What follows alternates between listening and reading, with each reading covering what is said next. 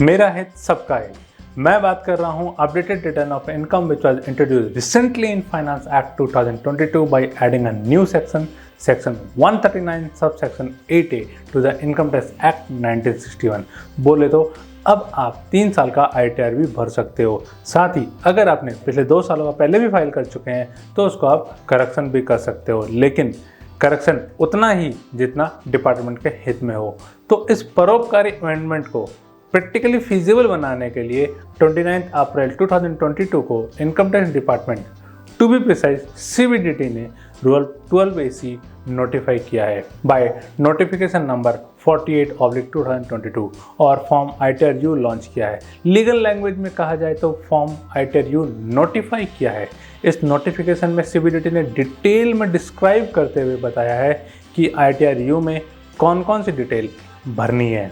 इसको आप ITR-V से कंफ्यूज नहीं होना है आपने, क्योंकि ITR-V is income tax verification form which is generated by income tax department as an acknowledgement for legitimate filing of income tax return।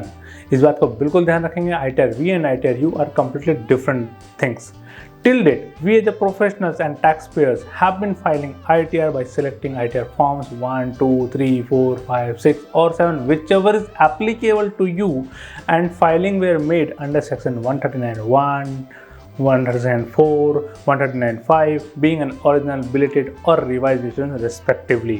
लेकिन अब क्या है, finance act 2022 brought a new section 139 subsection 8A wherein an assessee has been empowered to furnish an updated return of income till 24 months from the end of the assessment year, and this facility is available for assessment year 2020-21 and onwards। बोले तो गलती सुधारने का एक मौका और दे दिया गया है आपको, लेकिन उतनी ही गलती सुधर सकती है या सुधारी जा सकती है जितनी कि डिपार्टमेंट के फायदे या हित में हो। तो इस बात का ध्यान रखना है आपने कि ITR, updated ITR is not like a belated ITR। Belated ITR में क्या था, दोनों पार्टी न्यूट्रल थी, the tax payer and the department, where is updated ITR talks about only in favour of income tax department.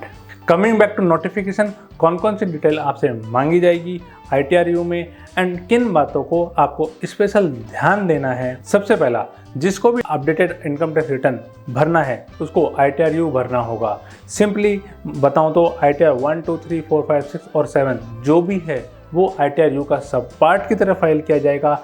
ITRU detail form है जो आपसे काफ़ी सवाल करेगा और साथ साथ आपसे कहेगा सर इनकम टैक्स रिटर्न भी यहीं फाइल कर लो, मतलब ITRU में ही कर लो, अलग से हाथ पाँव मत मारो आप, ITRU में ही ऑप्शन सेलेक्ट कर लो, करना है और उसमें ही ITR बोले तो 1 to 7 में से कोई एक आप अपना applicable return, of course depending on your natural income and quantum of income, उसके अकॉर्डिंग आप अपना ITR फॉर्म सेलेक्ट करें और ITRU पूरा कंप्लीट करें। सेकेंडली, ITRU को आपको नॉर्मल ITR की तरह ही वेरीफाई करना होगा और रूल 12AC में CBDT ने लिखा है कि अगर SSC सेक्शन 44AB के ऑडिट में आता है या फिर कोई कंपनी है या फिर कोई पॉलिटिकल पार्टी है जिसको ITR 7 फाइल करनी है, उसको DSC से ही ITRU वेरीफाई करना है।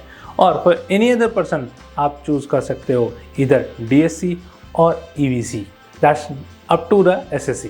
ITRU बिल्कुल ITR ही है, नथिंग डिफरेंट, बस थोड़े से सवाल जवाब ज़्यादा हैं।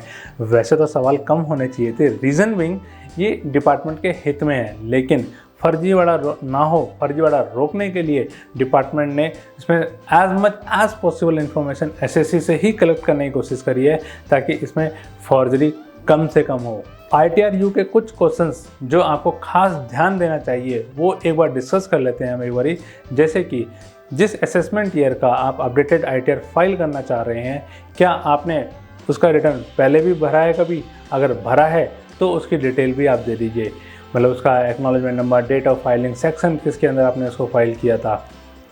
उसी तरह से आप अपडेटेड ITR फाइल करने के लिए सेक्शन 139(8A) में एलिजिबल हो भी या नहीं, ऐसा इसलिए कि डिपार्टमेंट नहीं चाहता कि उनका वक्त बर्बाद हो, इसलिए उन्होंने रीज़न भी पूछ डाला और SSC को 8 ऑप्शन दिए हैं कि सर आप चूज़ कर लो, इसमें से आप किस में बेस्ट सेलेक्ट होते हो और हमें बता दो कि why you are updating your ITR।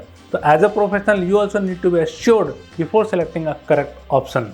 पहला, रिटर्न प्रीवियसली नॉट फाइल्ड। यहाँ डिपार्टमेंट एसएससी को कह रहा है भाई साहब अगर आपने पहले इनकम टैक्स रिटर्न नहीं भरी है तो कोई बात नहीं, अब भर दीजिए, आप पहला ऑप्शन सेलेक्ट कर लीजिए। दूसरा, what they are saying, income not reported correctly. पहले एचएसएससी मेरे मन में खोट था, परंतु रशिया यूक्रेन वार के बाद मेरे अंदर की देशभक्ति जाग गई और मैं पूरा टैक्स सरकार को देना चाहता हूँ, तो आप सेकंड ऑप्शन सेलेक्ट कर लीजिए। The third option is wrong heads of income chosen, मतलब आपने रेंटल इनकम को हाउस प्रॉपर्टी के अंदर ना दिखाते हुए अदर सोर्स में दिखा दिया। इस तरह की अगर आपने रॉन्ग हेड चूज किया है तो you have to select the third reason of why you are filing updated income tax return. Fourth, reduction of carried forward losses, इसमें प्रीवियसली डिक्लेयर्ड लॉस को करेक्शन करने का ऑप्शन है आपके पास, परंतु डियर सर और मैडम, जैसा मैंने पहले भी कहा था आपसे, अपडेट उतना ही करना है जितना डिपार्टमेंट के फायदे या हित में हो। मतलब लॉस को रिड्यूस तो कर सकते हैं लेकिन लॉस को इंक्रीज नहीं कर सकते हैं, क्योंकि लॉस को अगर इंक्रीज किया तो इनकम कम हो जाएगा, टैक्स कम हो जाएगा, टैक्स कम हो गया तो बाबू मोसाए डिपार्टमेंट को चूना लग जाएगा। Fifth, reduction of unabsorbed depreciation. Sixth, reduction of tax credit under section 115 JB और 115 JC। अब आप देखोगे डिपार्टमेंट अपने हित में यही नहीं रुका, उसने यहाँ तक आपसे पूछ लिया कि जो आपने लॉस डिक्लेयर कम किया है, डेप्रिसिएशन कम किया है या टैक्स क्रेडिट को रिड्यूस किया है, इसका इम्पैक्ट कैरी फॉरवर्ड में भी तो पड़ा होगा, कैरी फॉरवर्ड बैलेंस पे भी तो असर आया होगा। तो साहब लगे हाथ तो ये भी बता दो कि इसका इम्पैक्ट कौन कौन से असेसमेंट ईयर में गया है, क्योंकि वहाँ पे भी तो हमें टैक्स को इंक्रीज करना पड़ेगा। Seventh, wrong rate of tax, आपने ओरिजिनल ITR फाइल करते समय गलत रेट ऑफ टैक्स चूज कर लिया, कोई बात नहीं, अब आप अपडेट कर लो, लेकिन सावधान, रिफंड नहीं बनना चाहिए। ऐसा नहीं कि आपने अपडेट किया और रिफंड बन गया, और सेक्शन 140B में आपको एडिशनल टैक्स भी जमा करना पड़ेगा। डजंट मैटर आपने पहले पूरा टैक्स जमा किया है या नहीं किया है। Eighth and last is others. थोड़ा रिलीफ आपको महसूस हो रहा होगा, but you don't have to be relaxed here, क्योंकि ऐसा नहीं है कि अदर्स में आपको पूरा एक वाइड ऑप्शंस मिल गया। Of course that is something restricted over here and the restriction comes from section 139(8)A, जहाँ से आपको चेक करना पड़ेगा कि are you eligible for the updated ITR और नॉट। डिपार्टमेंट हित में होगा तो ही ITR फाइल होगा, अपडेटेड ITR वरना नहीं होगा। बात ये आती है कि जब सब कुछ डिपार्टमेंट हित में ही है तो कोई अपडेटेड ITR भरेगा ही क्यों? नहीं, ऐसा नहीं है। काफ़ी बार गलती से भी इनकम और लॉस प्रॉपर्ली डिक्लेयर नहीं हो पाते हैं एंड एसएससी चाह कर भी उसको रेक्टिफाई नहीं कर पाता है, उस मिस्टेक्स को करेक्ट नहीं कर पाता है। और ऐसा भी होता है कई बार कि assessee was not in position to file ITR, may be due to some medical condition और ही और she may be out of India.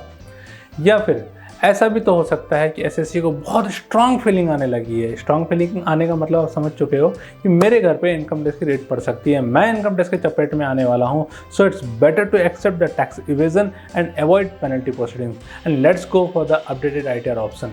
उसके बाद ITR में एसएससी से ही कंफर्मेशन ले लिया जा रहा है कि अपडेटेड रिटर्न ऑफ इनकम कितनी लेट है, 0 to 12 मंथ्स और 12 to 24 मंथ्स, क्योंकि आपसे मतलब एसएससी से सेक्शन 140B के अंदर 25% और 50% एडिशनल टैक्स भी तो लेना है। इसी फॉर्म ITR में आपसे ITR फॉर्म भी सिलेक्ट करवाया जाएगा जो आपको अपने एप्लीकेबिलिटी के अकॉर्डिंग ITR 1 to 7 में सेलेक्ट करना है। डिपार्टमेंट के हित में बात हो तो बार बार करनी चाहिए, मतलब आप रिवाइज ITR की तरह अपडेटेड ITR को भी बार बार फाइल कर सकते हैं, लेकिन ये शौक जो है बहुत महंगा पड़ सकता है, कारण आपको एडिशनल टैक्स भी तो पे करना पड़ेगा सेक्शन 140B के अकॉर्डिंग।